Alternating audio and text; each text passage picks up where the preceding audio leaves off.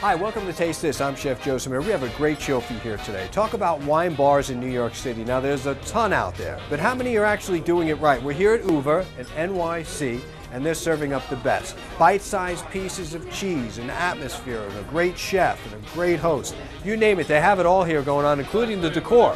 So take a look at the people behind me and match their faces with the food that they're eating here at Uva. Taste This.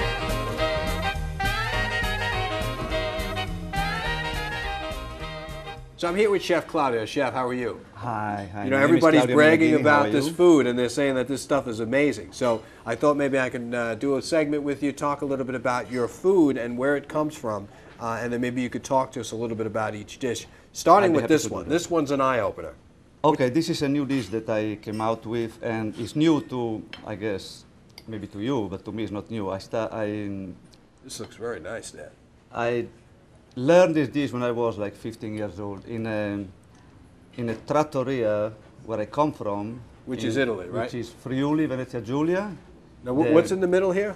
From Nimis, Friuli, Venezia Giulia, and the name of the trattoria was Trattoria d'Aida, and there was an older lady who was doing these, you know, typical dishes. It's always the older women that put these things together. Grandma or something like that. They were using the regular gnocchi dough and put a stuffing in it and then roll them so they look like pillows. Now, what is that inside there? All right, inside there you have Parma cotto and Asiago. Of course, my version is not really from Friuli. I like to mix ingredients from different regions to combine my dishes. So the idea is from Friuli. In fact, the dough is not really potato dough, it's ricotta dough. I made my gnocchi with ricotta dough because it's much lighter. Wow. Pasta is very light, and it's not heavy. And a lot of times in gnocchis, you know, you can eat like 4 or 5 of them, and you feel full, but this is very light. Gnocchi can look all the same, but the way you make it, it makes a big difference. Now, this is a different color gnocchi. It's like red. What do you do to get it that color? That is sun-dried tomato gnocchi. That is a regular potato dough with sun-dried tomato puree in it, to give that full sun-dried tomato flavor. And I combine it with stinging nettle pesto now that it's springtime. What's in this dish? Okay, there we have a very simple dish that every child in Italy grew up eating it, and they are polpettine. Small meatballs. Exactly. They are made the exact bite for a child. You know, they're not the huge polpette that is served here.